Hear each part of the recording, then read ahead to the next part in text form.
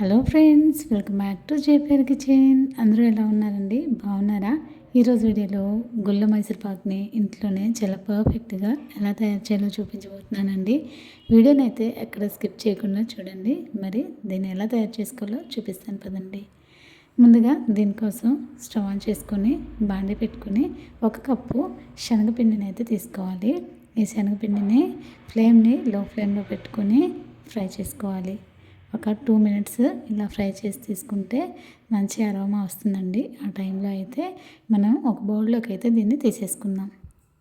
ఇలా శనగపిండిని బౌల్లో వేసేసుకున్న తర్వాత ఈ శనగపిండి కొంచెం చల్లారాలి.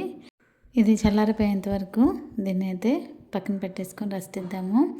ఈలోపు మళ్ళా స్టవ్ ఆన్ చేసుకొని బాండి పెట్టేసుకొని ఏ కప్పుతో శనగపిండి తీసుకున్నామో అదే కప్పుతో 2 కప్పుల షుగరు, 1 కప్పు వాటర్ తీసుకొని షుగర్ పాకంను అయితే ప్రిపేర్ చేసుకోవాలి.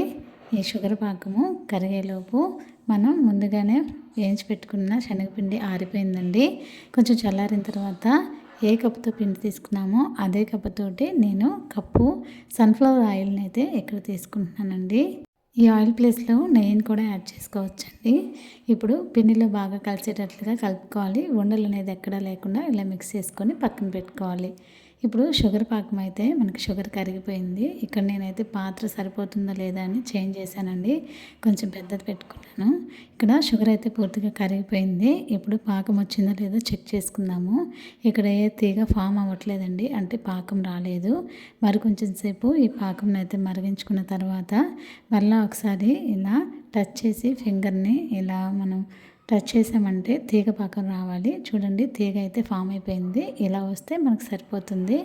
ఈ స్టేజ్లో మనం కలిపెట్టుకున్న శనగపిండిని అయితే ఈ పాకంలోకి యాడ్ చేసుకోవాలి. వేసే ముందు పిండిని ఒకసారి కలుపుకొని ఈ పాకంలోనికి వేసుకుంటూ కలుపుకోవాలి. ఇలా కలుపుకునేటప్పుడు మనకి దగ్గర పడుతుందండి. ఇది ఈ స్టేజ్లో ఇలా ఉడుకుతున్నప్పుడు 1 కప్పు మరలా ఆయిల్ని అయితే తీసుకుంటున్నాను. మీరు ఈ ఆయిల్ ప్లేస్లో నెయ్యిని కూడా తీసుకోవచ్చండి. మొత్తంగా 2 కప్పులు అయితే మనకు సరిపోతుంది. కొంచెం కొంచెంగా వేసుకుంటూ కలుపుకుంటూ మనం ఈ స్వీట్ని అయితే ప్రిపేర్ చేసుకోవాలి. ఇలా ఉడుకుతున్నప్పుడు మరలా కొంచెం ఆయిల్ని అప్లై చేసుకొని కలుపుకుంటూ మనం మైసూర్పాకుని అయితే ప్రిపేర్ చేసుకోవాలి. ఇలా మొత్తం కప్పు ఆయిల్ అయితే మొత్తం అంతా వేసేసుకున్న తర్వాత కొంచెం దగ్గరికి రావాలండి ఈ స్వీటు. అప్పటి వరకు అయితే మనం ఫ్లేమ్ని మీడియం ఫ్లేమ్లోనే పెట్టుకుంటూ చక్కగా ఉడికించుకోవాలి. ఇలా ఉడుకుతూ ఉన్నప్పుడు మనకి ఇక్కడ మైసూర్పాకు చేస్తున్నామండి. గుల్ల మైసూర్పాకు అయితే కొంచెం దగ్గర పడాలి. అదే మెత్తటి మైసూర్పాకు మీరు చేసుకునేటట్లయితే మనకి కన్సిస్టెన్సీ ఇలా సాఫ్ట్గా ఉన్నప్పుడే, ఈ స్టేజ్లో ఉన్నప్పుడు మీరు స్టవ్ ఆఫ్ చేసుకున్నారంటే మనకి సాఫ్ట్ మైసూర్పాకు అయితే వచ్చేస్తుందండి. ఇది ఈ స్టేజ్ అయితే సరిపోతుంది. మనం గుల్ల మైసూర్పాకు చేసుకుంటున్నాం కాబట్టి ఇంకొంచెం కలర్ రావాలి. ఇలా కొంచెం కలర్ చేంజ్ అయిపోతే సరిపోతుందండి. స్టవ్ ఆఫ్ చేసుకొని ఆయిల్ రాసి పెట్టుకున్న ఒక పాత్రలోనికైతే ఈ మైసూర్పాకుని యాడ్ చేసుకొని స్ప్రెడ్ చేసుకొని మూత పెట్టుకొని ఒక 2 అవర్స్ లేదా 3 అవర్స్ మనం రెస్ట్ ఇచ్చామంటే మైసూర్పాకు అయితే మనకు పర్ఫెక్ట్గా రెడీ అయిపోతుంది. చూడండి, 3 అవర్స్ తర్వాత పూర్తిగా చల్లారిపోయిందండి. ఇప్పుడు సైడ్స్ని అయితే కొంచెం మనం లూజ్ చేసుకొని ప్లేట్లోకి అయితే మనం తీసేసుకోవటమేనండి. సింపుల్గానే ఊడొచ్చేస్తుందండి.